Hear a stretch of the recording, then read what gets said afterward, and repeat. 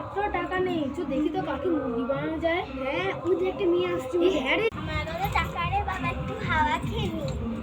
চো চো চো, তাড়াতাড়ি চল, এখনই যেতে হবে। হ্যাঁ তুমি এত টাকা নিয়ে কেন বেরিয়েছো?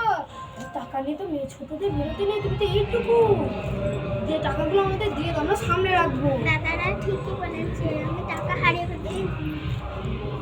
চো, পেয়ে গেছি। যাক, বাঁচা গেল।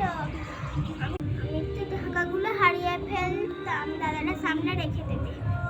এই না, টাকাগুলো ভাগাভাগি করে নে, এটা তোর, এটা আমার।